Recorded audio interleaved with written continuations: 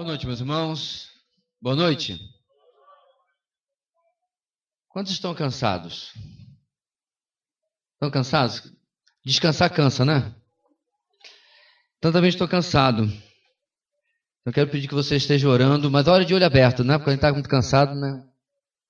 É muito sábio orar de olho fechado, não.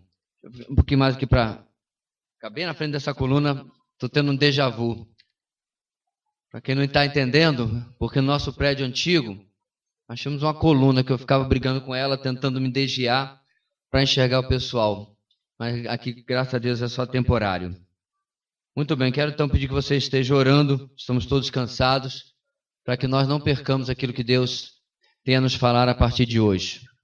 Oremos. Deus querido, clamamos ao Senhor que nessa noite o Senhor dê a cada um de nós o Teu Espírito Santo, e possa, ó Deus, falar o nosso coração profundamente, aplicar a Tua palavra, aquilo que vamos receber dela, para que possamos guardar e obedecer aquilo que Tens preparado para nós. Obrigado, Deus, pelo privilégio desses dias que o Senhor separou para a Tua igreja neste lugar. É o que oramos em nome de Jesus. Amém. Muito bem. Você achou o arquivo aí? Do PowerPoint? Acha aí um dos últimos que foi aberto. Acho que é Sã Doutrina Retiro, alguma coisa assim. Achou? Está lá no documentos. Acha aí que está quase na... Tá, não, é o último arquivo que foi feito.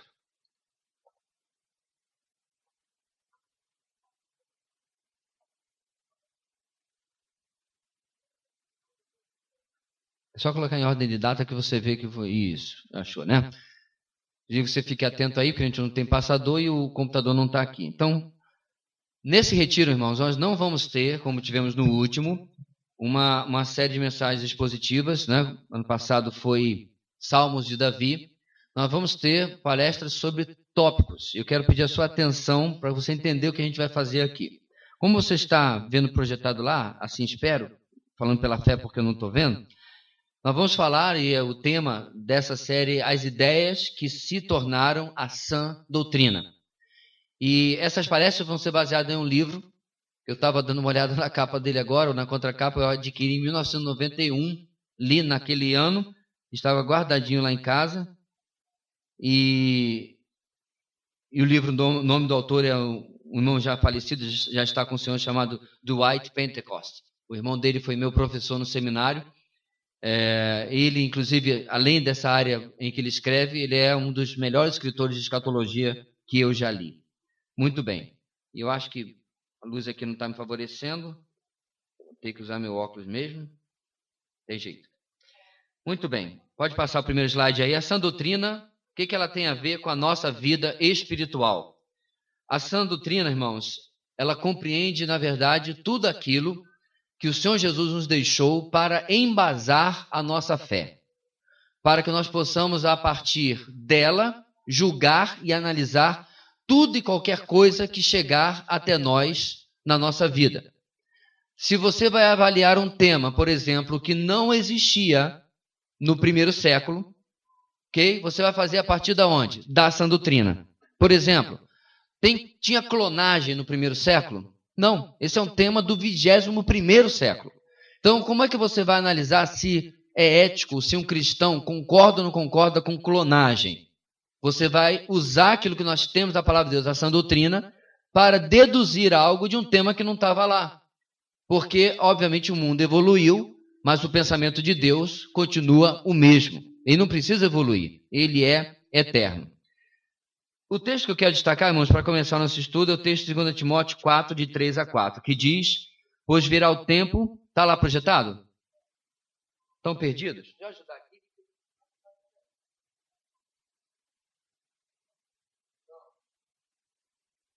Vamos ler juntos? Vamos lá?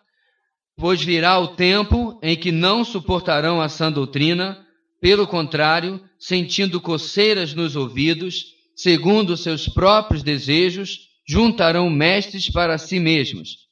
Eles se recusarão a dar ouvidos à verdade, voltando-se para os mitos. Repare como Paulo bem sutilmente, iguala a sã doutrina com a verdade. Eles não suportam a sã doutrina e não vão dar ouvidos ao quê? À verdade. Essa é uma das razões, minha gente, por que você tem tanto grupo chamado cristão no planeta Terra. Às vezes são, é claro, por divergências de besteirinhas, né? Quantidade de água, se Jesus vem antes ou depois de tal evento, mas muitas vezes não. Alguém não concorda com a palavra de Deus, com o ensino das Escrituras que está na sua igreja, sai 3 quadras, aluga uma loja e abre outra, sem problema nenhum. A dificuldade de lidar com a pregação da palavra. Eu compartilhei com os irmãos que alguns dias atrás um amigo meu, colega de ministério, né, pastor, foi exonerado, isso aconteceu na verdade ontem, foi exonerado da sua igreja e o único motivo é porque ele estava pregando a sã doutrina.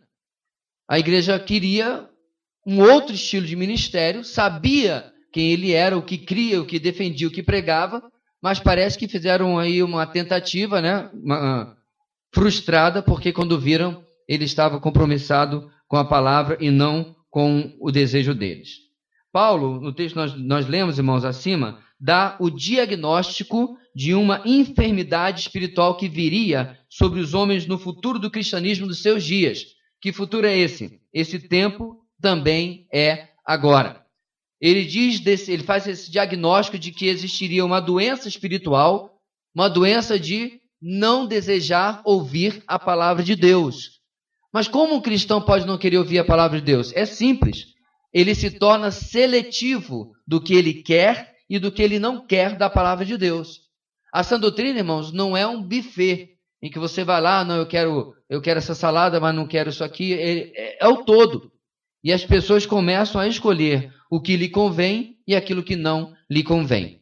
Mas no mesmo contexto de Paulo, no versículo anterior ao que nós lemos, versículo 2, Paulo escreveu o seguinte, vamos ler juntos? Pregue a palavra, esteja preparado a tempo e fora de tempo.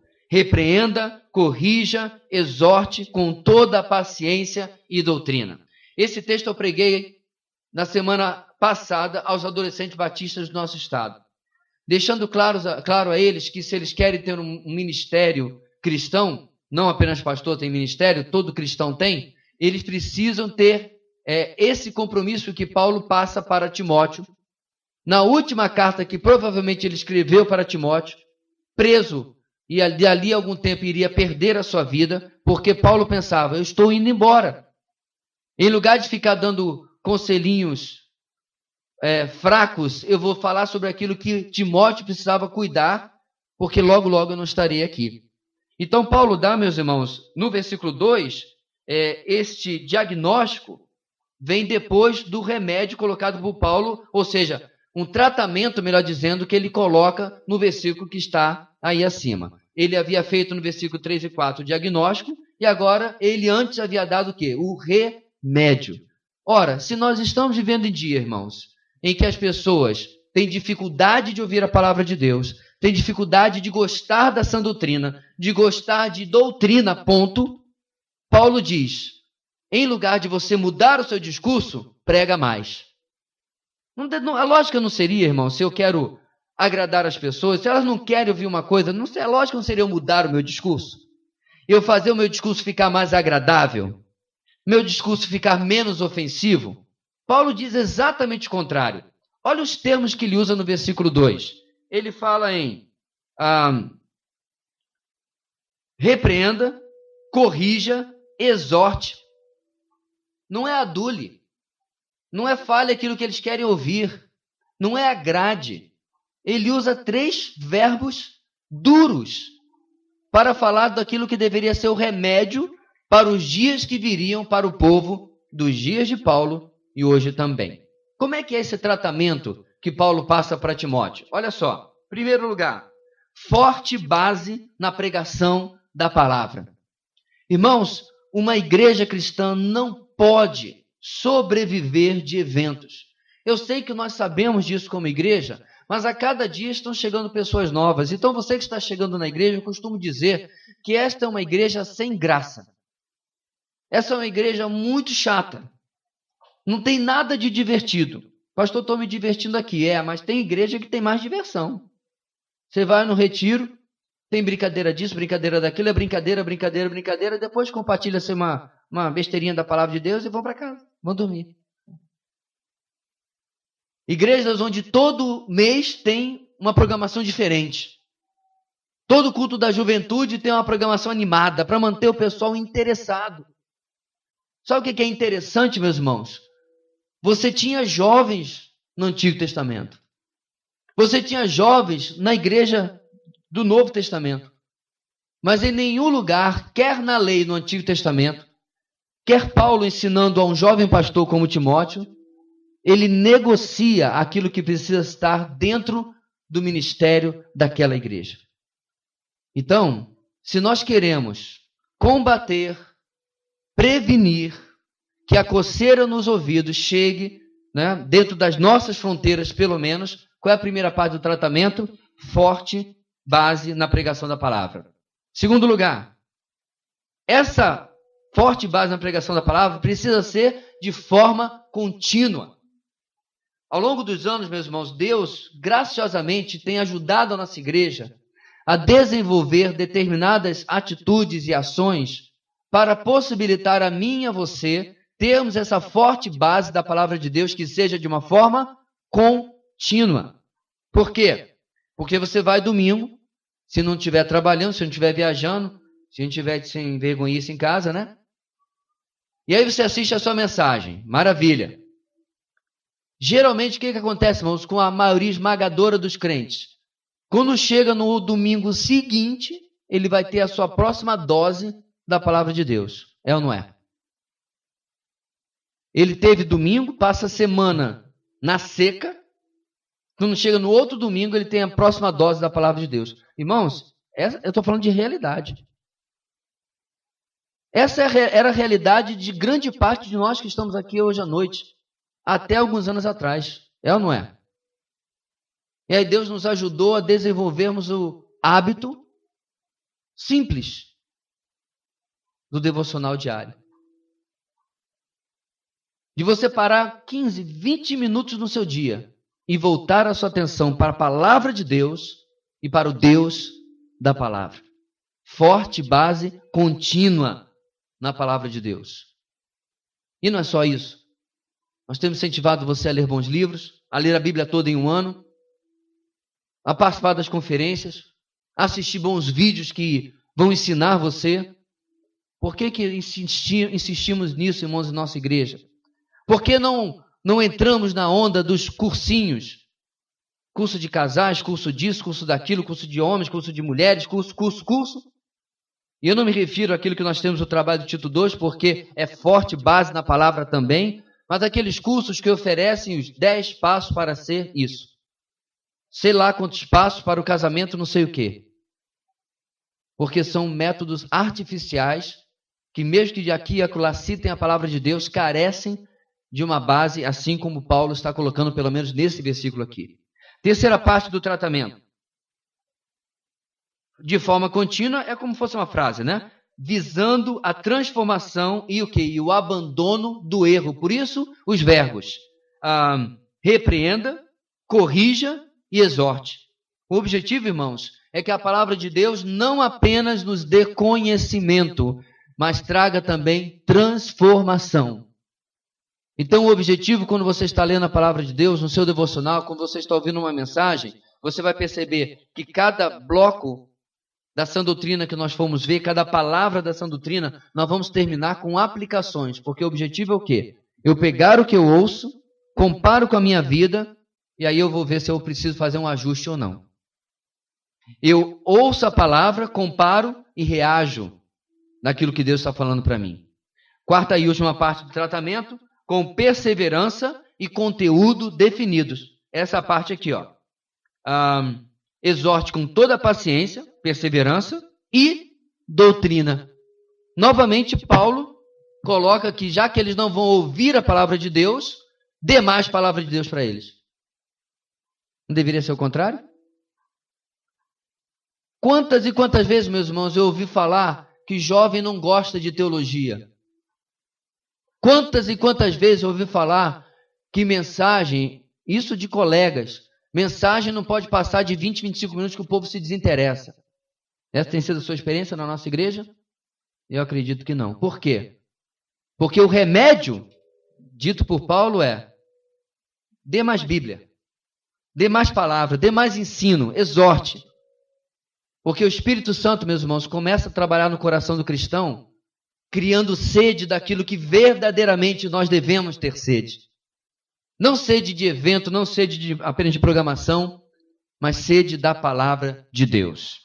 A sã doutrina, irmãos, ela é importante? Será? Pode mudar? Por que ela é importante? Porque doutrina, em primeiro lugar, não é coisa de seminário. Não é para quem está estudando no seminário. Segundo lugar, doutrina não é apenas para pastores. E terceiro, doutrina não é coisa para doutores. Quando nós estamos falando de doutrina, irmãos, não é pode e não pode. Isso não é doutrina. De vez em quando alguém pergunta assim: como é que é a doutrina da sua igreja em relação à bebida? Como é que é a doutrina da sua igreja em relação a casamento, ou sei lá o quê? Não, isso não é doutrina. Isso são aplicações da doutrina. A sã doutrina é aquilo que nós vamos ver nesses dias, e começar por hoje. É a partir disso que Deus já nos fala, já nos falou na palavra, é que nós deduzimos as práticas, o procedimento dentro de uma igreja cristã. Agora, irmãos, ainda falando sobre a sã doutrina e a nossa vida cristã, Paulo agora explica o método ou meio pelo qual isso aconteceria. Como é que ele faz isso? No texto de Efésios capítulo 4. Repare que eu coloquei destaques no texto, tá? A parte que está entre parênteses não pertence ao texto sagrado, para que você consiga entender o raciocínio de Paulo nesse enorme parágrafo de Efésios 4, de 11 a 14. Vamos lá? O que Paulo diz? E ele, Cristo, designou alguns para apóstolos, vamos ler juntos, irmãos? Outros para profetas, outros para evangelistas e outros para pastores e mestres. A melhor tradução dessa última parte seria pastores mestres, pastores que ensinam, certo? Porque pastor ensina. Pastor não é aquele que dá sopão, é maravilhoso dar sopão. Pastor não é aquele que faz time de futebol para treinar os meninos da igreja, não é pastorado. Muito bom fazer, mas pastor ensina. Quem são esses, irmãos? Esses aqui são os instrutores da igreja. Aqueles que vão aplicar o método, o meio, para que aquilo que nós acabamos de ler lá em Timóteo possa acontecer. E aí o texto continua. Vamos ler juntos, irmãos? Com o fim de preparar os santos. Quem são os santos, irmãos? Está aí do seu lado. A não ser que você aqui essa noite ainda não conheça Cristo como seu Senhor e Salvador. Santos não são os santos da Igreja Católica. Santos não é o time do litoral paulista. E esses são o quê? Os receptores. Nessa parte, irmãos, existe os instrutores e os receptores. Agora, sabe o que é engraçado? Muitas vezes, na maior parte das vezes numa igreja, esses papéis vão mudar. Por exemplo, semana passada o Bruno estava pregando em nossa igreja, ele era um instrutor e eu estava sentado na primeira fileira, eu era um quê? Receptor. Nos outros domingos, como por exemplo agora, trocamos de papel. Cadê o Bruno? Está tirando foto das crianças? No momento ele não está sendo receptor. Porque você entendeu o meu ponto, né? Porque ele está trabalhando, está tirando foto lá, registrando o trabalho com as crianças. Mas nós trocamos. Não, vou fazer com o Cédric, pronto, né? Instrutor, receptor, instrutor. Não tem, irmãos. Isso aqui não é glória. Isso é função. Há uma enorme diferença entre posição, função e valor. Aliás, abrindo parênteses, esse é o grande problema eterno da guerra dos sexos.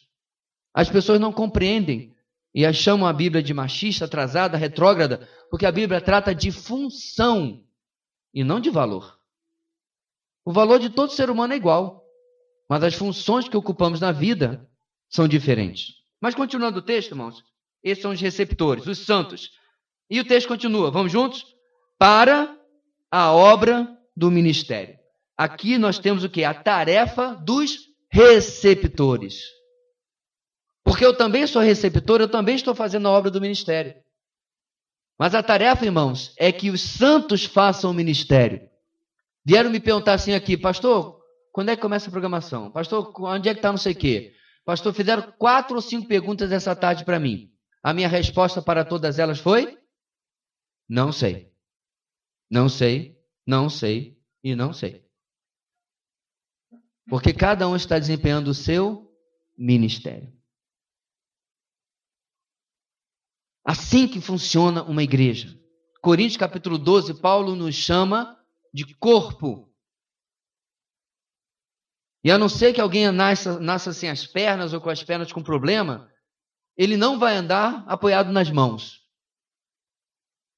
Eu já conheci um rapaz que andava assim, porque tinha nascido sem do joelho para baixo. Então ele usava as mãos, inclusive usava um tênis adaptado para poder andar pelas ruas até o lugar onde ele vendia um negocinho no centro do Rio. Mas isso é uma exceção. Cada parte do seu corpo, do meu, tem uma função definida. No corpo de Cristo é a mesma coisa. Muito bem. Essa é a tarefa, irmãos. Aí o texto continua com um para. Vamos lá? Para que o corpo de Cristo seja edificado. Aqui, irmãos, nós temos o alvo de instrutores e receptores. A edificação do corpo de Cristo. Não a edificação de uma igreja local apenas, do nome de uma igreja, mas de todo o corpo de Cristo, a partir daquilo que nós temos aqui na nossa igreja. E aí o texto continua, irmãos. Qual é o próximo passo? Vamos lá? Até que todos alcancemos a unidade da fé e do conhecimento do Filho de Deus e cheguemos à maturidade, atingindo a medida da plenitude de Cristo. Agora nós temos aqui o objetivo maior de Deus, com toda essa dinâmica da igreja. Aqui nós temos, irmãos, como diz lá em Romanos 8, 28 e 29, o bem. Lembra daquele texto? Todas as coisas contribuem para o bem daqueles que amam a Deus. Qual é o bem? Está aí na sua anotação. Sermos como Cristo. Esse é o bem que está lá no texto de Romanos capítulo 8. Quando diz que tudo contribui para o bem, não é que tudo vai dar certo na sua vida. Muitas vezes dá tudo errado. Pergunta para um irmão que está passando perseguição no Oriente Médio. Pergunta para um irmão que está passando perseguição na Nigéria se está tudo bem para ele. Circunstancialmente não está. Mas segundo o texto bíblico, mesmo aquela perseguição está cooperando para o bem daquele irmão. Aí o texto continua, irmãos. Vamos lá. O propósito é que não sejamos mais como crianças. Aqui temos o que queremos prevenir na área do ser. É normal, irmãos, fases da nossa vida espiritual. Paulo usa a criança porque a criança não tem o mesmo conhecimento, o mesmo entendimento, o mesmo discernimento de que nós adultos. Por exemplo, Pedrinho chegou ali, brincando comigo com pirulito. Aí fez, Aí brincou comigo, daqui a pouco ele foi e, bam, na minha calça. Depois tem que lavar aqui, viu, amor? Tá. Agora, você já pensou se em vez do Pedrinho fosse o Tiago? Eu ia ficar olhando assim, meio perdido. Tá maluco, garoto? O cara dessa idade pega o pirulito e esfrega na minha calça. Mas se espera de uma criança. É uma criança. Agora eu pergunto, meu irmão, você quer ser criança espiritual? Você quer? Daqui a pouco vai dizer o que acontece com criança. Ficar à mercê das influências? Porque o texto vai continuar, irmãos, e vai dizer o seguinte. Vamos juntos? Levados de um lado para outro pelas ondas, nem jogados para cá e para lá por todo vento de doutrina. Aqui, irmãos, nós temos o que queremos prevenir no acontecer. Não queremos ser crianças e não queremos que aconteça de sermos levados de lá para cá. Perceba, meus irmãos, que eu tenho certeza que os mais antigos na fé, pessoal que já congregou em diversas igrejas, várias dessas igrejas que vocês congregaram eram entre e sai de gente. É ou não é? Uma vez eu levei um gráfico na igreja onde eu cresci, onde me converti e me cresci. Eu dei um trabalho para a secretária da igreja, eu pedi para ela, porque na nossa igreja tinha assembleia todo mês. É bem legal, só que não. E aí no final do ano, a última ata da última assembleia vem com o número de membros. E eu pedi a ela que me desse o número de membros dos dezembros, dos últimos 10 dezembros. E ela fez para mim. E eu fui pregar, irmãos, e levei essa ilustração. Na época não tinha PowerPoint, bem, até tinha, mas para projetar não tinha. Ninguém tinha dinheiro para comprar um projetor, então eu fiz um cartazão desse tamanho, cartolina. E fiz como se fosse um gráfico de crescimento da igreja. A igreja parecia um eletrocefalograma, sabe? Cima para baixo, cima para baixo. 10 movimentos de subida, de descida por uma década. Sabe qual a razão, irmãos? Crianças levadas por vento de doutrina. Na década de 80 e 90, o que mais tirava a gente das igrejas batistas no Rio de Janeiro eram as igrejas pentecostais. Eu não tenho nenhum problema com os irmãos pentecostais em si. Tinha problema com aqueles na época da minha igreja que ficavam pescando no aquário. Por isso que eu sou tão chato com pescação de aquário hoje. Um monte de pecador perdido no mundo vai ficar pescando na igreja dos outros para quê? E o fato é, irmãos, que gente com pouca doutrina, quando ficava vendo experiência, mato queimando, sei lá do que, do dente de ouro, ia atrás de... Olha, o texto vai continuar. Vamos lá, já vamos ver o que ele vai atrás. Olha lá. E pela astúcia e esperteza de homens que induzem ao erro. No texto de Timóteo, ele usa a palavra mito. Deixam a sã doutrina para ir atrás de mitos. Agora vocês já repararam, irmãos, eu não digo isso para você dar tapinha nas costas, muito menos ficar me elogiando. Perceba bem isso. Você já percebeu que na última década nós não temos experimentado esse gráfico de eletrocefalograma? E nós não temos experimentado o entre-sai de gente que vai atrás de novidade, que vai atrás de novas doutrinas? Amém? Então, quando você acha chato fazer o seu devocional, lembra desse amém que você acabou de dar. Quando você achar, mais uma conferência, mais uma vez pastor chamando para ir a EBD,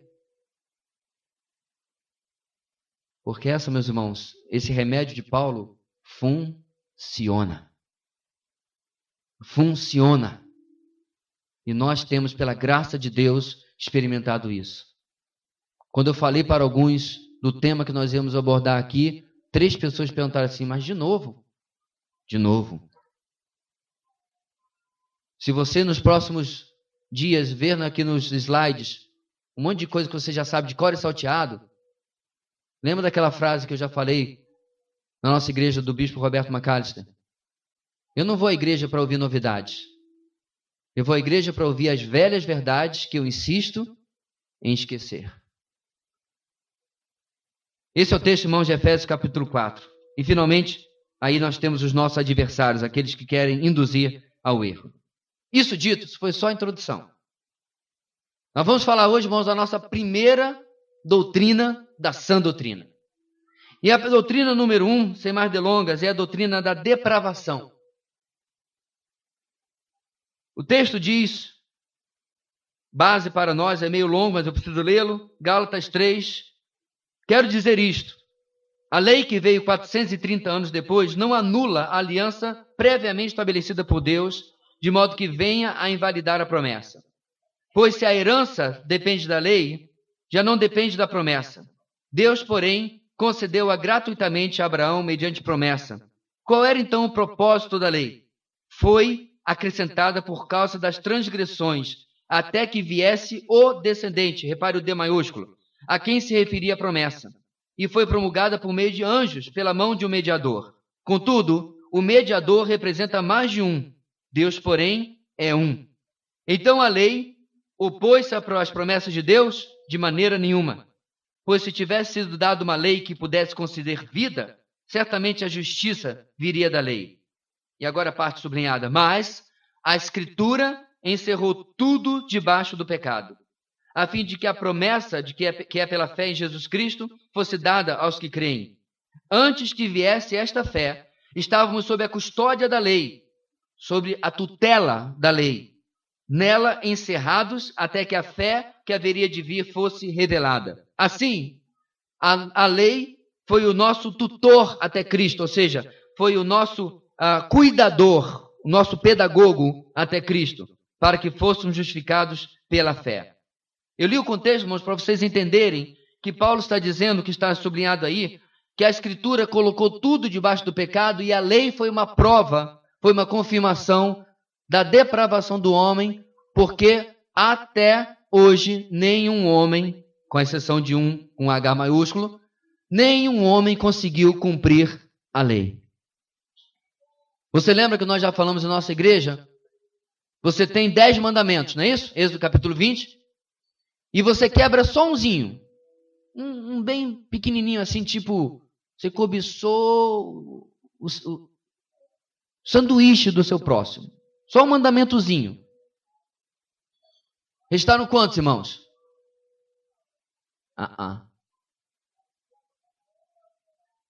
Quem é culpado de um, é culpado de todos. Você está confundindo 10 mandamentos com Enem. Não é Enem. Errou um, errou todos. Você está reclamando daquela prova, tem uma prova que uma errada cancela uma acertada? Imagine a lei. Uma lei quebrada. Você não podia chegar diante de Deus, eu mereço a vida eterna porque eu só quebrei uma leizinha. E nem era tão importante assim, eu só esqueci e toquei no cadáver. Lembra dessa lei? Impuro, não podia. Por isso, meus irmãos, a lei comprova que tudo estava debaixo do pecado. Próximo slide. A doutrina da depravação também é conhecida como a doutrina da depravação total. O que é depravação total, irmãos? Não significa você estar passando de pouquinho em pouquinho? Sim? Ok. Não significa que o homem seja completamente mau, nem incapaz de nenhum ato de bondade, de criatividade, de beleza ou estética. Não é isso que a doutrina da depravação total está ensinando. Por exemplo, Hitler era um amante dos animais. Sabia disso? Tinha uma coleção de cachorros e era um ótimo dono. Hitler era pintor e pintava bem. Então a doutrina da depravação total não significa que o ser humano vai errar e vai fazer tudo errado. Não é isso. Há muita gente que infelizmente vai passar a eternidade longe de Deus no inferno e nessa terra foram pessoas maravilhosas. Todo mundo gostava dele. Mas não conheciam a Cristo como Senhor e Salvador. Então, o que significa então? Porém, significa que, primeiro, o homem está na pior situação possível devido ao pecado. Em segundo lugar, é incapaz de buscar a Deus por si mesmo. Então, meus irmãos, a doutrina da depravação ela é comprovada até pela arte. Você tem a maioria dos filmes que tratam do futuro. O futuro como é que é? Todo bonitinho? Raramente. Destruição, fome, conflito. Porque o ser humano não tem apostado em um bom futuro porque ele conhece, ele olha para si mesmo e vê a ganância que ele tem. Como eu já falei tantas vezes, irmãos, o lema do ser humano, com raras exceções, é o quê? Farinha pouca, meu pirão primeiro. Primeiro eu vou cuidar dos meus interesses, depois eu vou ver. É por isso que é tão admirável, irmãos, mesmo os que não conhecem a Cristo, os que não conhecem a Cristo, a vida altruísta que a maioria das mães e dos pais vivem. Quantas vezes eu já ouvi histórias de mães e pais que comeram o mínimo ou passaram até fome para que seus filhos pudessem comer. Como eu disse, o ser humano, aqui e acolá, sim, é capaz de atos de bondade, de altruísmo, etc. Seguindo, a doutrina da depravação total não segue padrões de avaliação humanos. Segue padrões divinos, isto é, não é o homem avaliado pelo homem, mas o homem avaliado por Deus. Como é que isso aí funciona? Se eu pedir para colocar perto de você numa escala, vamos de novo falar dele, Hitler. Os mais novos que não sabem quem é Hitler reclamam que sou professor de história, porque é um absurdo coisa dessa. Mas vamos lá. Você coloca numa escala, você bem aqui, e alguém pede, posiciona Hitler em termos de maldade para com você. Aí você pensa bem, eu vou botar Hitler, eu não sei se é para lá, tá, irmãos? Porque eu não sei nem para onde o sol nasce, mas eu vou botar Hitler lá em Manaus. Eu tô aqui, eu sou ruinzinho de vez em quando, mas ele, né? Então deixa ele lá em Manaus. Aí eu falo, tá bom. Agora vamos ver como é que Deus enxerga isso? Deus pega Jesus e coloca 300 mil galáxias naquela direção. Você colocou Hitler 800 quilômetros de você e acha que está longe do mal. Mas dá a avaliação de Deus, irmãos. 300 mil galáxias para lá, você encontraria o verdadeiro padrão de bondade, de santidade, de justiça, que é o Senhor Jesus. Por isso, quem avalia alguém em relação à sua maldade, à sua depravação, não é eu avaliando o homem, nem o homem a mim, mas Deus. Esta doutrina não está relacionada tanto com a conduta do homem, mas sim com o seu estado, a sua natureza. A conduta às vezes vai refletir o estado, mas nem sempre. Como eu disse, o homem pode parecer tudo muito bom, tudo muito belo, mas no fundo, ser uma pessoa sem Cristo e uma pessoa com desejos mais malignos possíveis. Então as aparências enganam. Então a doutrina vai falar do estado do homem e não necessariamente daquilo que ele está fazendo exteriormente. Seguindo, o estar debaixo do pecado que nós lemos lá em Gálatas é descrito nas Escrituras com diversos termos. O que é de estar debaixo do pecado, irmãos? Primeiro termo, transgressão. Outro, iniquidade, erro, perversidade, desobediência, incredulidade. E aí a minha memória parou, porque eu não consegui lembrar mais nenhum. Mas tem. São diversos termos bíblicos que descrevem a maldade do ser humano. Agora, só um minutinho, não é a maldade dos outros seres humanos não, irmãos. É a nossa. É a nossa maldade.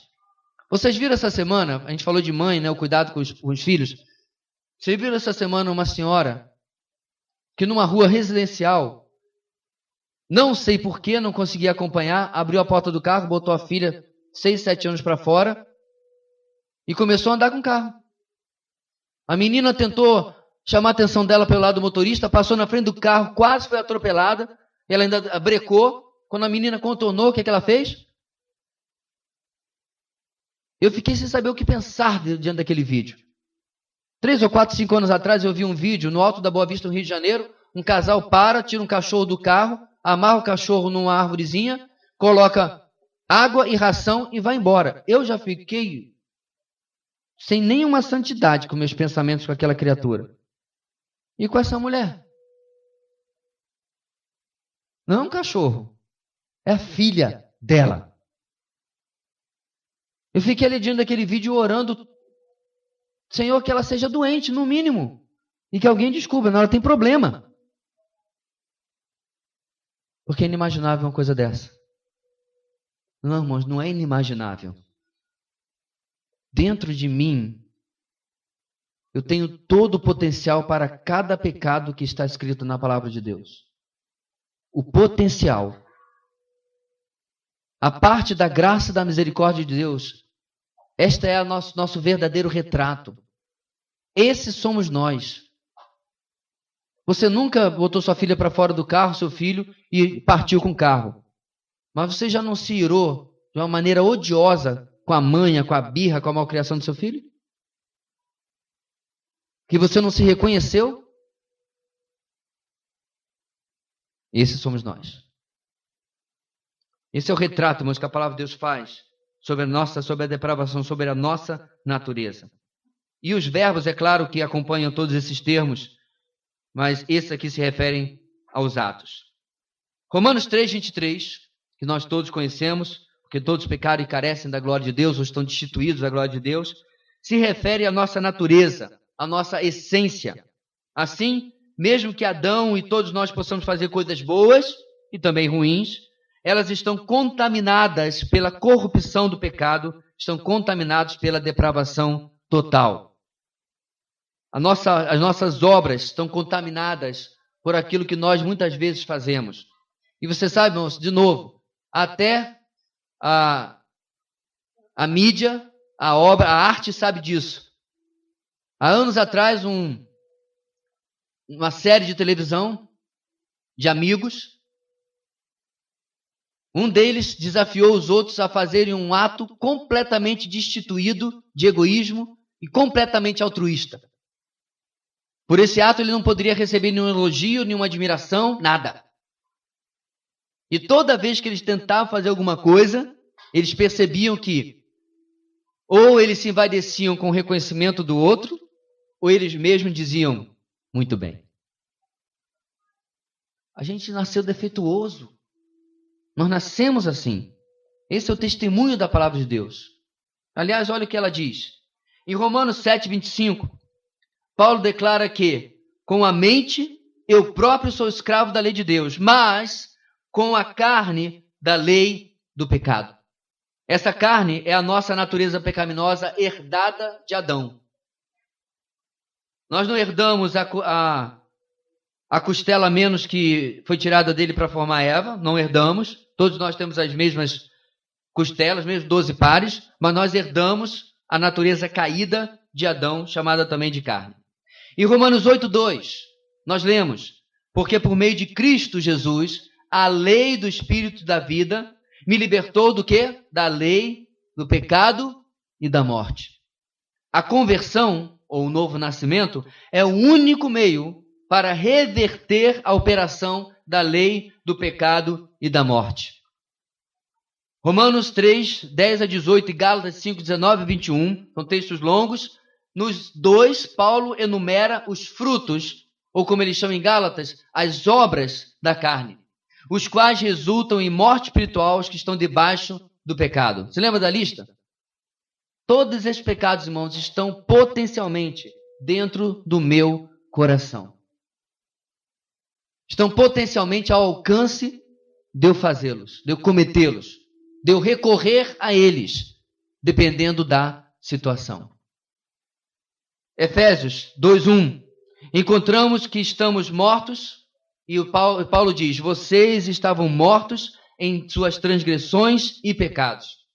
Este é o salário do pecado, Romanos 6:23, isto é, a morte espiritual, a qual resulta na morte física. Pode mudar? O texto de Romanos 3:23, ao afirmar todos pecaram, não se refere, irmãos, a todos pecaram ou pecarem individualmente. Não se refere aos pecados que nós cometemos no dia a dia. Não se refere àquela ira, àquela lascívia, não se refere àquela inveja. Se refere ao quê? Ao estado do ser humano. Ao pecado que nós herdamos de Adão. O pecado que nós já nascemos com ele. Ou seja, antes se refere à semente adâmica, a semente de Adão, que é herdada por cada ser humano. Durante este ano, algumas pessoas da nossa igreja foram buscar seus rebentos na maternidade. Neste ano, até agora, se eu não estou errando a contagem, 3 vão fazer a mesma coisa. Buscar os seus rebentos na maternidade. Você vai buscar um filhote pecador. Não falei filhote de labrador. É filhote de pecador. E você vai perceber nos primeiros dias que ele não nega os seus, ele puxou mesmo. Você vai ver como ele demanda atenção. Não, ele não comete os mesmos pecados que um ser humano adulto. Claro que não. Mas a natureza dele já evoca, olha, eu sou o centro do universo, te vira. E cabe inclusive a você, viu, aqui vai a dica de criação de filhos, cabe a você colocar esses impulsos em xeque, com a forma como você vai lidar com eles. O que o texto diz, irmãos? Portanto, da mesma forma como o pecado entrou no mundo por um homem, Adão, e pelo pecado a morte, assim também a morte veio a todos os homens, porque todos pecaram. Romanos 5:12. Ele foi, Adão, o cabeça da raça humana. E como ele era, todos nós somos também. Por causa disso, todo ser humano nasce debaixo de condenação. João, capítulo 3, versículo 18, nos diz, quem nele crê, em Jesus, não é condenado. Mas quem não crê, já está condenado, por não crer no nome do Filho unigênito de Deus. No mesmo capítulo, irmãos, João completa o raciocínio. Quem crê no Filho tem a vida eterna. Já quem rejeita o Filho não verá a vida. Leia comigo o final, irmãos. Mas a ira... Estamos no mesmo slide? Mas a ira de Deus permanece sobre ele. Uma frase que não é muito ouvida em evangelismo, né? Mas é a realidade de cada ser humano. O Deus risonho, que parece na verdade mais um Papai Noel, né? Que fica lá do céu, ho, ho, ho. Isso não existe na Bíblia. Um Deus que as pessoas só gostam de falar do seu amor. É um Deus incompleto. Porque não é a realidade do texto bíblico. Esse não é o Deus que nós pregamos. Essas verdades, irmãos, possuem uma última questão sobre o estado do homem sem Cristo. Ele está sob o poder de Satanás. Estar sob o poder de Satanás não é estar possesso. Isso acontece com uma raridade de pessoas. Acontece. Mas existem pessoas que nunca trocaram a voz. Nunca botaram a mão para trás, né? E nunca deram entrevista na Universal também, diga-se passagem. Que estão sobre o poder de Satanás. É o que a Bíblia nos diz. De uma maneira cósmica, o mundo todo está sob o poder do maligno. Esse é o versículo, irmãos, que na versão antiga lia como: o mundo jaz no maligno. 1 de João 5,19. De uma maneira de influência, a presente ordem deste mundo e o príncipe do poder do ar, o espírito que agora está atuando aonde, irmãos? Nos que vivem na desobediência. Não é aqueles que desobedecem aqui e acolá depois de ter conhecido a Cristo, não, mas aqueles que nunca o conheceram. Anteriormente, todos nós também vivíamos entre eles. É a palavra de Paulo em Efésios 2, 2 e 3. Finalmente, de uma maneira de senhorio. Qual senhorio? Olha o texto de Colossenses. Pois ele, Cristo, nos resgatou da onde, irmãos? Da democracia das trevas? Não. Do domínio das trevas. O G8 vai se reunir, ou G5 ou G4, sei lá quantos países lá se reúnem.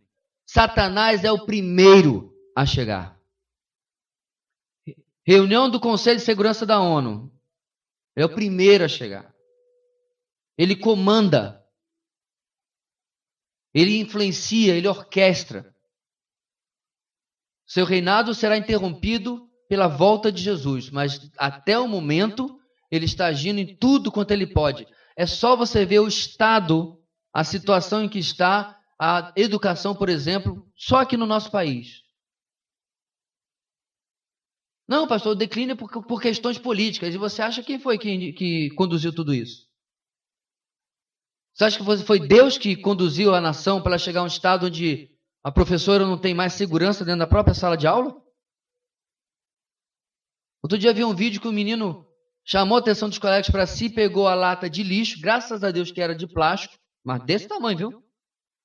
Um balde de lixo, e varou na frente do quadro, em cima da cabeça do professor. Em outro vídeo, um aluno sendo arrastado para fora de sala, porque ameaçou a integridade física do professor, da professora, não sei, arrastado por 2 policiais. Realidade. E nós estamos assim porque o mundo jaz no maligno. Não é a política que vai resolver, não é a economia, não é a educação, é apenas o evangelho. Diante disso tudo, irmãos, sobre depravação, concluímos que a depravação do homem o coloca na situação mais desesperadora da existência humana, a condição de perdido. Isso vem com a morte espiritual, a escravidão ao pecado, que resulta na perda do famoso livre-arbítrio. Essa ilustração que você tem aí, nós vimos na apostila do pastor Marcos Granconato, eu achei muito pertinente. A primeira ilustração mostra um terreno plano, bem e mal, e o homem transitando com verdadeiro livre-arbítrio para lá e para cá. Não há inclinação. Mas no quadro, esse era o quadro, irmãos, antes da queda. Ok? Antes da queda. Mas de Gênesis 3 para cá, incluindo este sábado de fevereiro, é a segunda figura. O mal é a inclinação do homem. E ele está com seu livre-arbítrio anulado. Não, pastor, mas ele não pode escolher entre o bem e o mal? Você não está entendendo. A tendência do homem, irmãos, é sempre escolher o mal. Mas falando em escolhas, o livre-arbítrio significaria que o homem sempre conseguiria escolher o bem. Dá uma olhada na sua última semana. Você conseguiu sempre escolher o bem? Ou você não sabia que estava fazendo mal? Você conseguiu sempre optar pelo correto? Ou você não sabia que xingar o cara que te fechou no trânsito não era a coisa certa para fazer? Você sempre conseguiu fazer aquilo que é correto? Ou você não sabia que falar mal, ou discutir, ou ofender o seu cônjuge não era o caminho a tomar? Que responder aos seus pais não era o caminho a tomar? Que falar mal pelas costas de alguém não era o caminho a tomar? Irmão, se existisse livre-arbítrio, nenhuma dessas ações você tomaria. Mas você toma por causa da sua inclinação para o mal e porque não existe livre-arbítrio. Ah, pastor, eu que escolhi vir para o retiro, como é que não tem livre-arbítrio? Isso é livre-agência. São coisas distintas. Livre-agência, eu ia dizer, disse para eu colocar essa roupa, mas foi minha esposa que escolheu. Então não foi livre-agência nesse caso. Mas você entendeu, né? Ela teve a livre-agência de separar a roupa que eu ia vestir. Livre-agência é isso. É colocar o boné para trás ou para frente. Minha escolha. Mas quando se fala, meus irmãos, das coisas espirituais, se não é a graça de Deus na minha e na sua vida, você tem que estar agarrado, mergulhado, submergido, recheado, pode botar o adjetivo que você quiser aí, na graça de Deus. Caso contrário, é essa doutrina que está lá do lado número 1 que nós vamos ver regendo a nossa vida. Último slide da depravação. O que aplicamos então? Qual é, irmãos, a nossa pessoalização de uma doutrina que parece um ensino tão frio, tão, intelectual? Será que tem alguma coisa que eu vou aplicar à minha vida, pastor? Será que tem alguma coisa que eu vou interagir com um monte de informação? Vamos lá. Número 1, irmãos. A depravação do ser humano deve ser lembrada no evangelismo. Como? O campo missionário não é composto de pessoas amigas do evangelho e ansiosas por nos ouvir. Meu irmão, você está entrando num campo ou numa população que não quer o evangelho. Não é verdade, pastor. Eu tenho uma amiga de trabalho que está louca por Jesus. Preste bem atenção. O homem lá fora, ele está ansiando, ele está louco, ele está querendo uma ideia de Deus que ele criou. Uma concepção de cristianismo que ele criou. Quando ele é confrontado com o evangelho, se o Espírito Santo não convence o coração, não é isso que acontece? Não é a bondade ou a busca dessa pessoa que vai fazê-lo vir. É o Espírito Santo que tem que convencê-lo e quebrar aquela imagem de Deus cultural que ele ou ela tem. Porque não é essa a imagem da palavra de Deus, não é o Deus verdadeiro. Num país cristianizado como o nosso, os seres humanos precisam ser confrontados com a verdade do evangelho, para que aí o Espírito possa agir na vida daquela pessoa e fazer aquilo que só ele pode fazer. Número 2. A depravação do ser humano deve ser lembrada ao observarmos a sociedade. Como? O mal deve ser esperado e o bem deve ser o que nos surpreenda. Telejornal. Até que telejornal do interior é mais legalzinho. Eu estava no interior do Rio de Janeiro, o telejornal foi inaugurada a nova praça. Melhor que da cidade grande, que é só desgraça. Do Rio, então, dava gastura de assistir. Se você está esperando os gols do seu time, dá até vontade de desistir, ou ver se depois tem no YouTube, porque é desgraça, desgraça, desgraça, desgraça. E, às vezes, o de vocês, é claro, não o meu, ele ainda perde. E é mais desgraça. Você fica mais triste até, porque já tá calejado, né? Você fica mais triste do que a pobre da criança que morreu de bala perdida. Já aconteceu um monte de vezes. Apesar que seu time perder, de repente também é um monte de vezes, né? Não, meu. Sociedade é assim. 3. A depravação do ser humano deve ser lembrada ao olharmos para nós mesmos. Nosso maior inimigo, irmãos, não é Satanás. Nós mesmos somos o nosso maior inimigo, o nosso pecado é o nosso maior inimigo. Irmãos, tem gente que ajuda tanto que Satanás tem vontade de gerar férias da vida dele. Satanás chega lá no reino das trevas, não no inferno. Satanás não mora no inferno, só nas revistinhas do Maurício de Souza. Satanás chega lá no reino das trevas, ou o diabo, destacado para atormentar a sua vida, para atrapalhar, ele chega lá e Satanás, Lucifer, cobra dele. Tá fazendo o que aqui, rapaz? Não, é que ele está ajudando tanto que eu não tinha nem o que fazer. Porque ele, meu senhor, disse o diabo pro coisa ruim, ainda não entendeu. Está aí amarrando isso, repreendendo aquilo, mas está na internet vendo que não deve. Mas está falando pelas costas do outro. Mas está desejando e ansiando coisas que o Deus dele não quer para a vida dele. É o famoso, irmãos, tiro no pé. E Satanás tira férias, né? Brincadeiras à parte, irmãos. Puritano disse certa vez: Senhor, livra-me deste homem mau. Eu mesmo. Livra-me deste homem mau. Eu mesmo. Mas para que a nossa noite, irmãos, não acabe com um tema tão pesado, porém verdadeiro, a segunda doutrina da sã doutrina que nós vamos ver nesta série é muito melhor. Ela se chama graça. João capítulo 1, versículo 16 e 17, nós lemos o seguinte, vamos ler juntos, irmãos? Todos recebemos da sua plenitude, graça sobre graça. Pois a lei foi dada por intermédio de Moisés, a graça e a verdade vieram por intermédio de Jesus Cristo. A graça, queridos, é a resposta de Deus à necessidade humana, a resposta à pecaminosidade humana. É a resposta à condição humana debaixo da maldição do pecado e a resposta à condenação eterna do homem. Graça. Segundo, Deus não é apenas gracioso. Eu posso ser gracioso, você pode ser, mas Deus não é apenas um Deus gracioso. Ele é o próprio Deus da graça. Ele é, irmãos, a origem da graça. Ele é o criador da graça. Se não fosse por ele, irmãos, nós nunca teríamos conhecido o conceito de graça. O que é isso? O que é a ação? O que é o resultado da graça?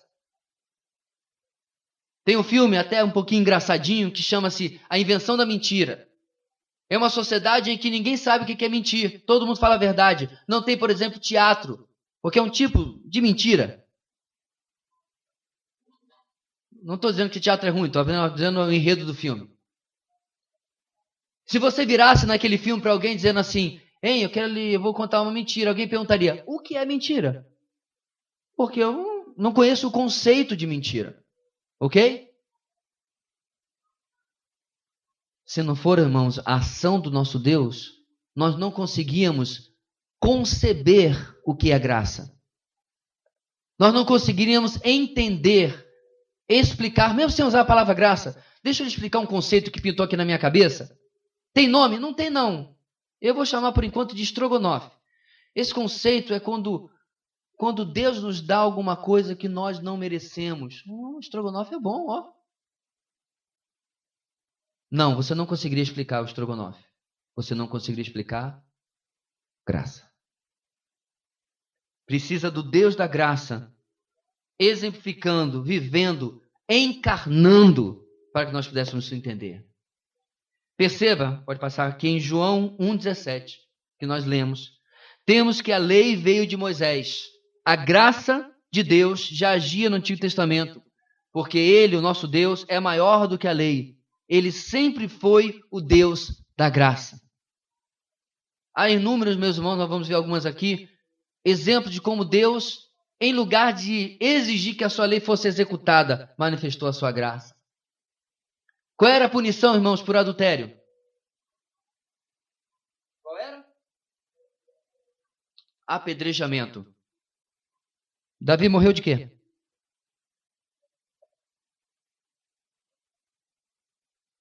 de velhice. Graça. Se você pega em Mateus a genealogia de Jesus, você encontra no meio da genealogia uma mulher que morava sobre um muro. O nome dela é Raabe. Qual era a profissão de Raabe, irmãos? Se você pode chamar de profissão, prostituta. Graça. Graça. No Antigo Testamento, apesar da lei, ele já era o Deus da graça. Não fora isso verdade, no Éden nós teríamos encontrado o nosso fim. Nós nem estaremos aqui. Adão já seria exterminado, fuzilado ali na hora. Mas já estava ali a graça. Ele estende a mão ao homem rebelde e já, em Gênesis, no Éden, rascunha o plano de redenção na promessa feita sobre o descendente, com D maiúsculo, que esmagaria a serpente. Também está rascunhado nos animais mortos, para prover a roupa para o primeiro casal cobrir a sua nudez. Graça. Ou seja, a graça está lá, meus irmãos, desde o começo.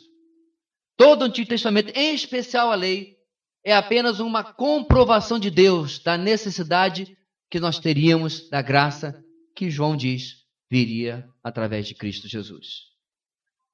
Pode mudar? Assim sendo, diz o texto de Hebreus. Vamos ler juntos, irmãos, para você não dormir? Vamos lá? Bem alto.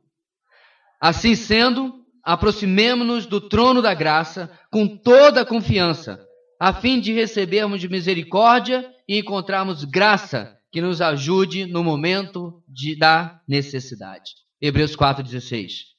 3 conceitos, irmãos, da graça de Deus nesse texto. Primeiro, nós temos acesso ao trono que rege o universo. Nunca me chamaram para ir na ONU. Nunca me chamaram nem para ir no palácio lá no meio lá da praça do Centro Cívico. Eu já fui, não é grande coisa. Não fiquei nem impressionado. Já fui umas 3 vezes. Mas todo dia, quando você busca a presença de Deus, você tem acesso ao trono que rege o universo. Você com todo aquele conjunto de pensamentos impuros e pecaminosos, eu também, temos acesso. Segundo, temos aceitação, que nos faz chegar a Ele com ousadia, diz o texto. Chegamos com toda a confiança. A gente não chega olhando pelo canto da parede. A gente não chega pedindo para alguém nos apresentar. Fala lá de mim, fala lá. Não. Você está em casa. Diante do trono de Deus, meu irmão, você está em casa, na presença de Deus. E, finalmente, nós temos atenção, porque ele diz que ele vai nos ouvir no tempo da necessidade. Atenção que nos dá ouvidos às nossas súplicas. Toda oração de um justo é ouvida. Ela pode não ser respondida naquele momento, e às vezes nem naquele mês ou naquele ano, mas toda oração do justo é ouvida. As orações da minha avó, 6 anos depois da morte dela, 5 anos depois da morte dela, continuam sendo ouvidas. Não estou dizendo que ela está orando por nós lá do céu, não, irmãos. As orações que ela fez enquanto estava viva. Deus ainda está respondendo no tempo dele, porque nós temos acesso ao trono da graça. A graça de Cristo e estarmos em Cristo nos restaura as 3 mesmas coisas perdidas por Adão em Gênesis 3. Quais foram as coisas que Adão perdeu? Ele perdeu acesso, ele perdeu a aceitação e ele perdeu a atenção.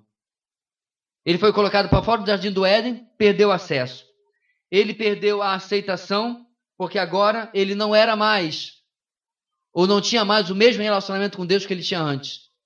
E ele perdeu a atenção de Deus, porque se você lembra bem, todo dia, alguns não sabem se é ao amanhecer ou de tardinha, né, na viração do dia, ok? Eu creio que talvez seja de tardinha. Adão tinha um encontro com Deus. Sabe como você estava sentado aqui com o irmão, batendo um papo? Era Adão, batendo um papo com Deus.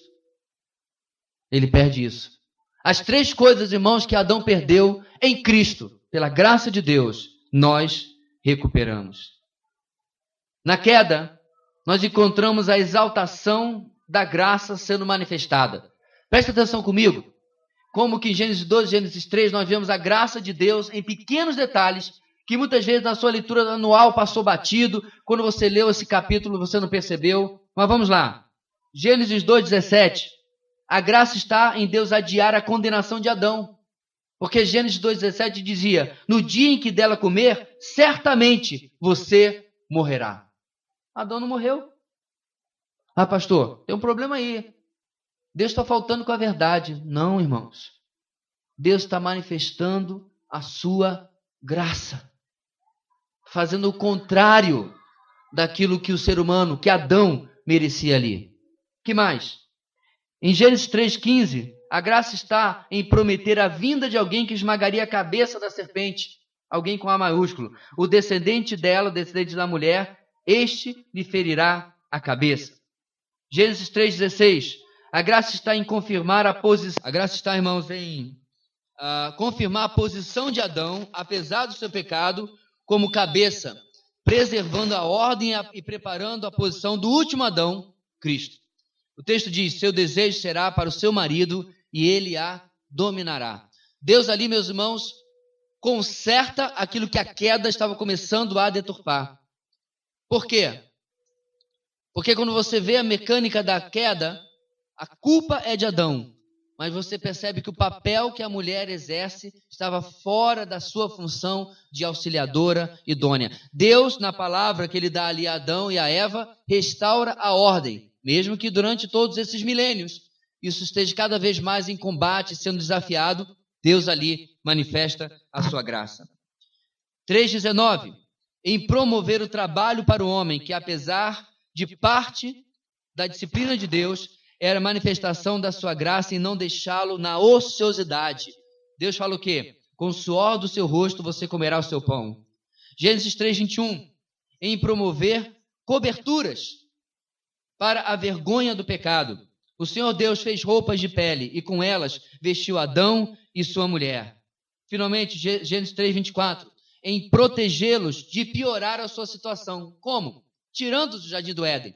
O texto diz: depois de expulsar o homem, colocou a leste do jardim do Éden querubins e uma espada flamejante que se movia, guardando o caminho para a árvore da vida. O que aconteceria, irmão, se ele comesse da árvore da vida? Ele viveria para sempre como pecador. Irmãos, a morte é uma bênção. Pastor, acho que o senhor não descansou muito bem hoje à tarde, não. Vou repetir. A morte é uma bênção.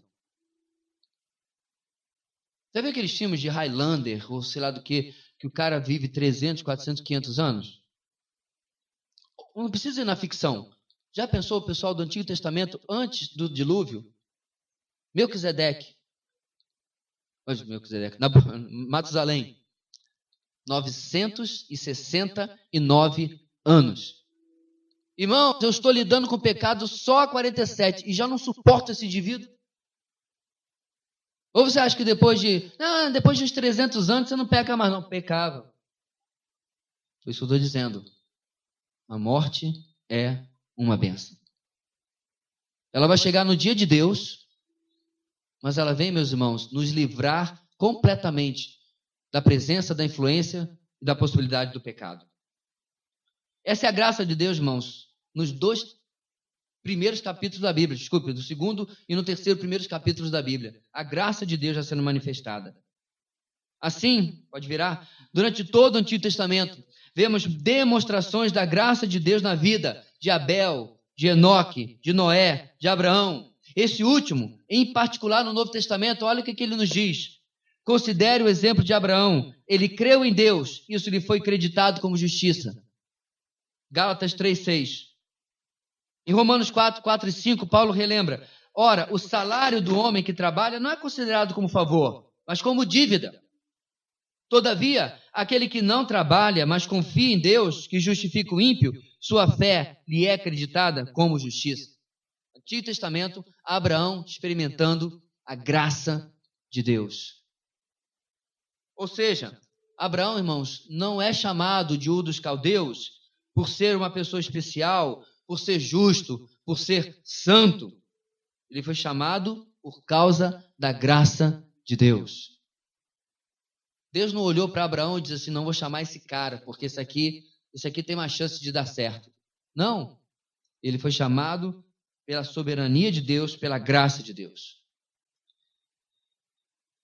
E hoje, irmãos, o mesmo se perpetua na narrativa de Jacó, de toda a nação rebelde, em suas muitas manifestações de rebeldia e as muitas graças de Deus, como exemplificado, por exemplo, no livro de Oséias.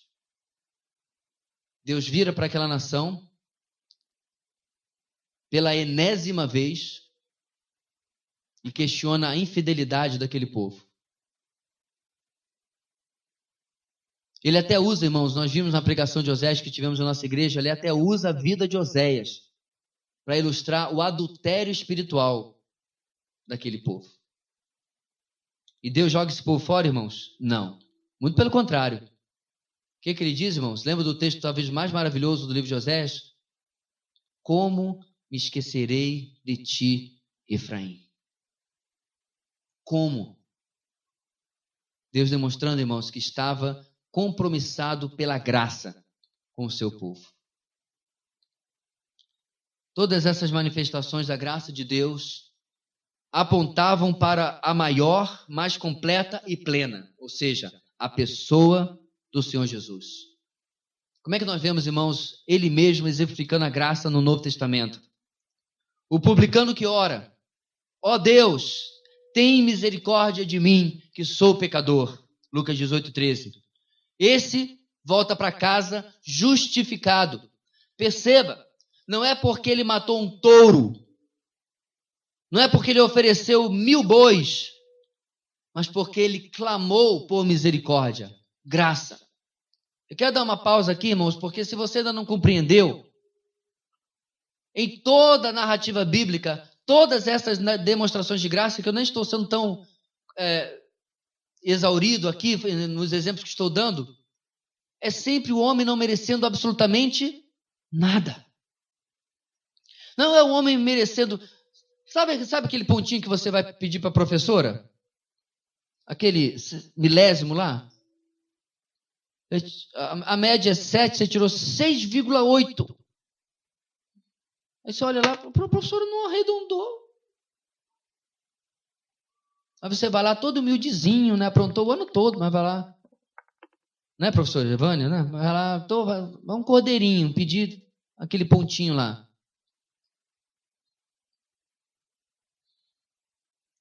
E muitos professores vão fazer o quê? Olha, eu vi que não arredondei, mas você é bom aluno, eu vou lhe dar.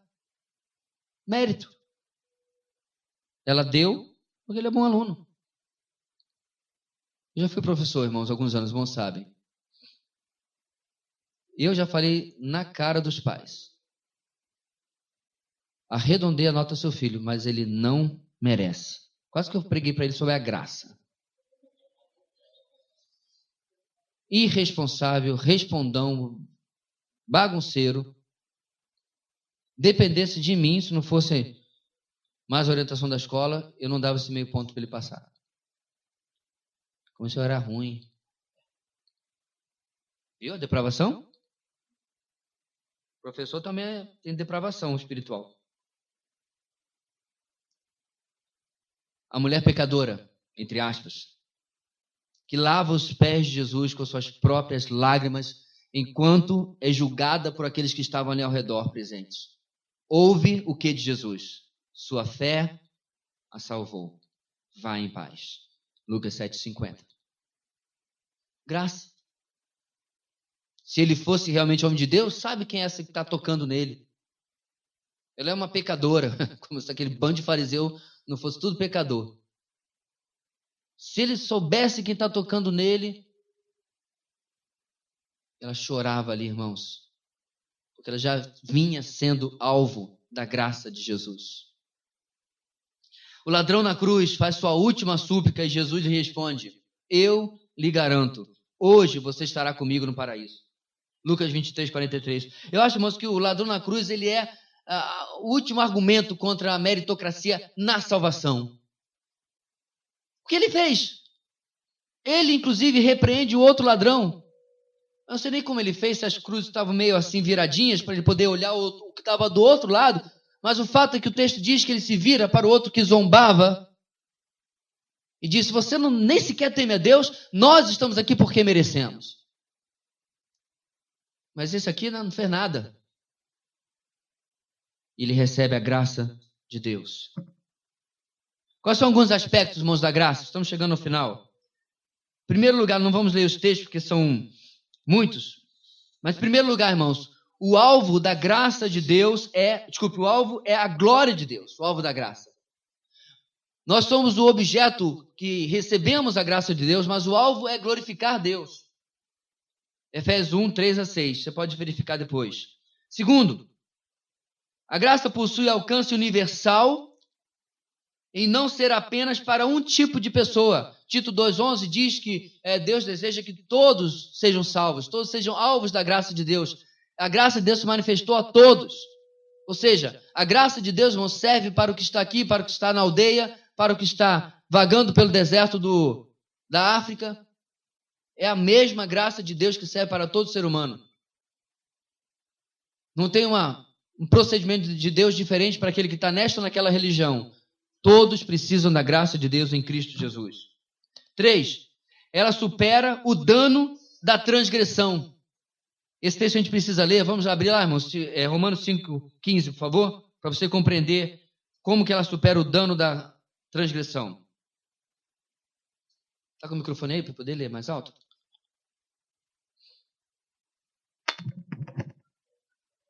Alguém lê.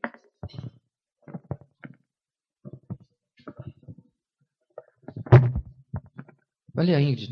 Vamos ouvir, irmãos romanos. Romanos 5,15. Entretanto, não há comparação entre a dádiva e a transgressão.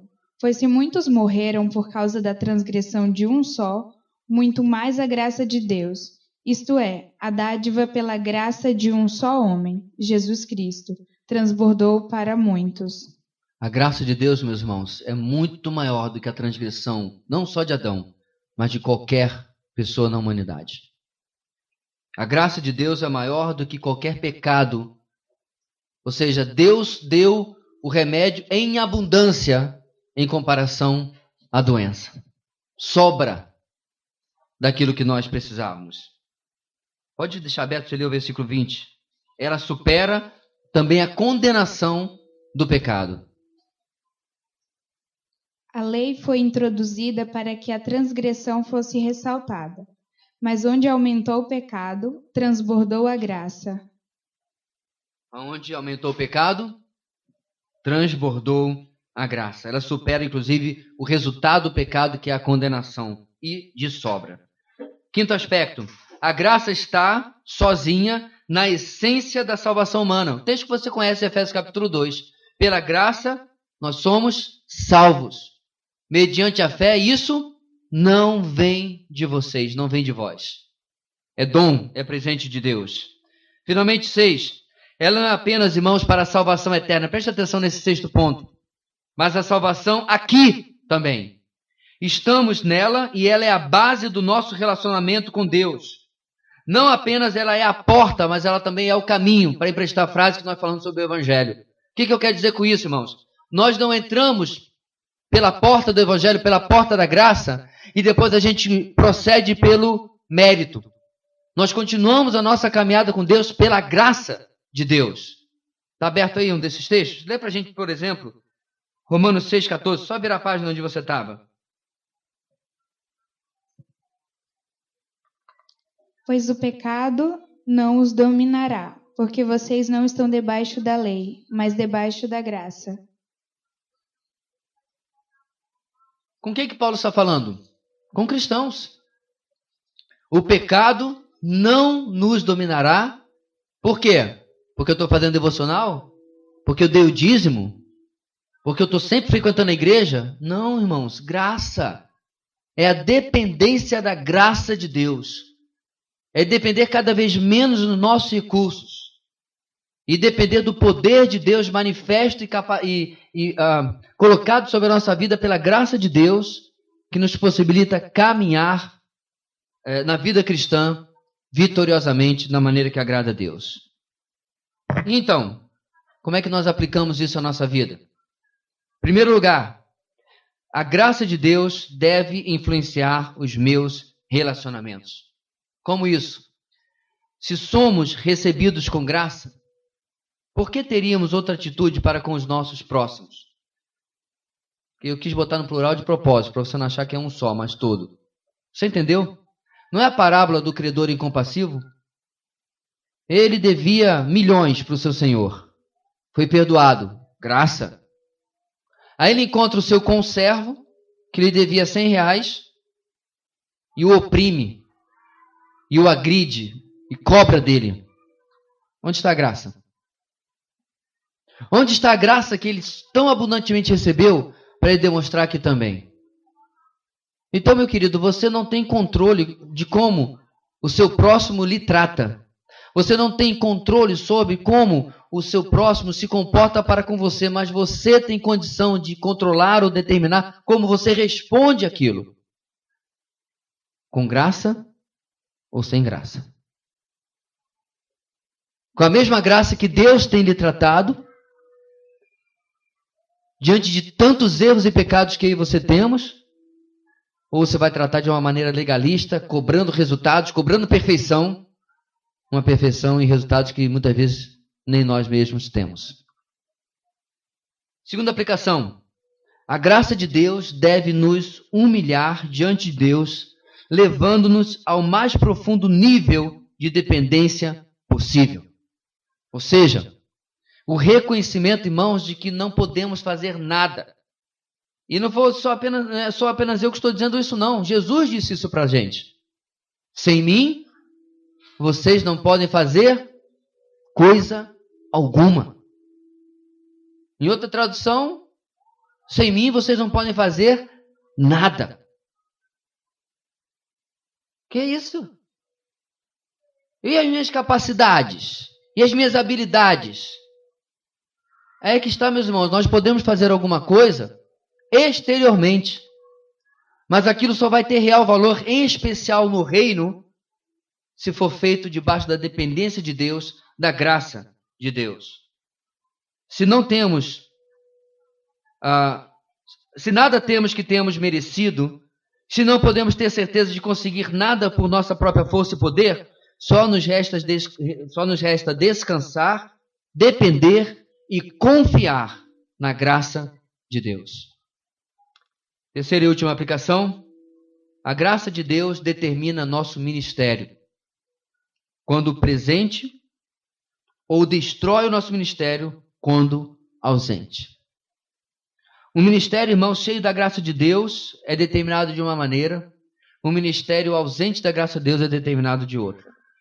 E em ministério, nós bem sabemos que eu não estou me referindo ao ministério pastoral, mas o seu ministério cristão. Você tem o seu dom, os seus talentos, a sua capacitação, você deve buscar se capacitar cada vez mais, mas, meu irmão, não se engane. Paulo plantou, Apolo regou, mas quem dá o crescimento é Deus.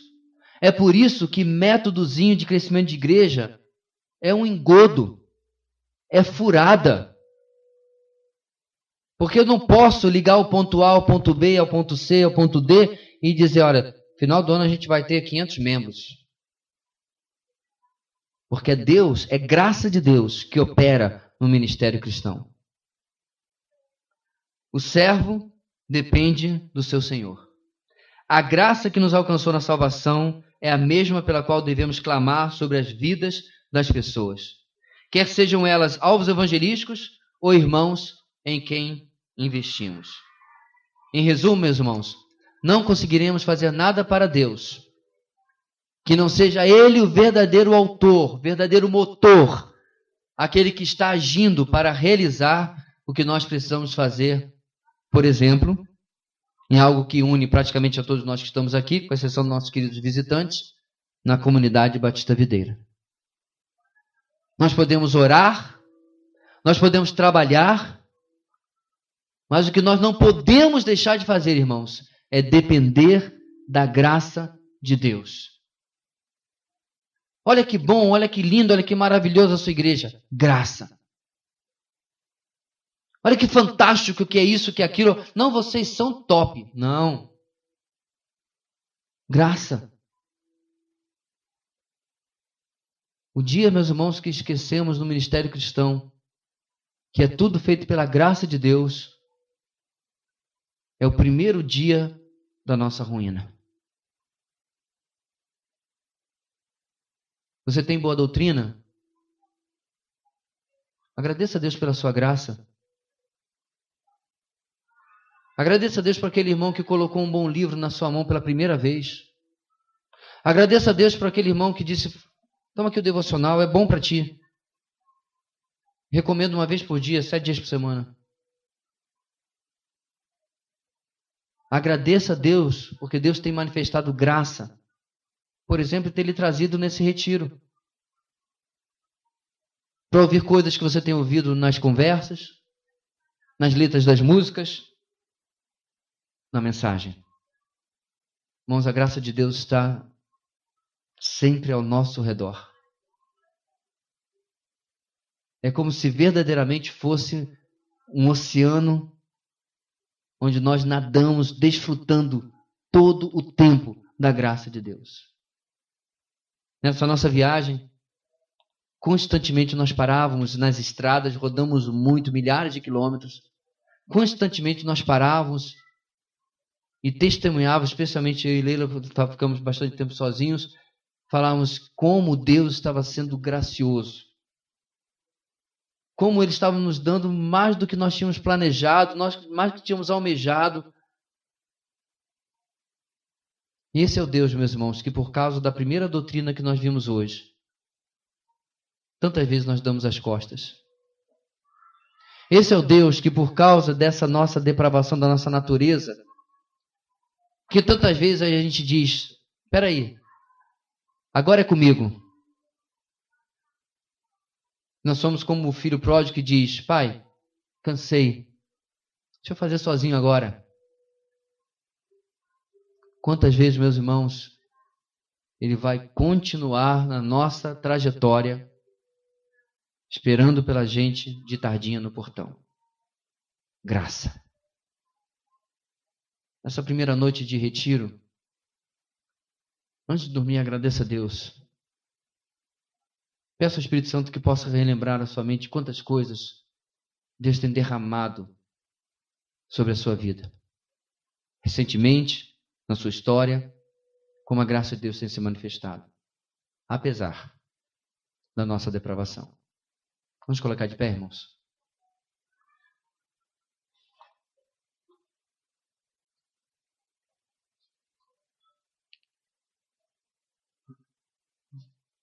Deus de toda graça e toda misericórdia, nós te exaltamos e glorificamos, ó Deus, porque é sempre, ó Deus, um desafio decidir sobre o que devemos ouvir nesses dias de retiro. É sempre uma luta e um conflito definir um tema, definir um assunto. E eu quero lhe agradecer em especial por aquele dia no meu escritório em que o Senhor trouxe à minha mente o caminho que deveríamos percorrer nesses dias. Porque eu tenho certeza que a graça do Senhor se manifestando em meio à dúvida, em meio à indecisão, ajudando o ministério da nossa igreja. Abençoa, Deus, os dias que temos pela frente e muito obrigado por aquilo que a Tua palavra já pôde nos falar nessa noite. É o que nós oramos, no nome de Jesus. Amém e amém.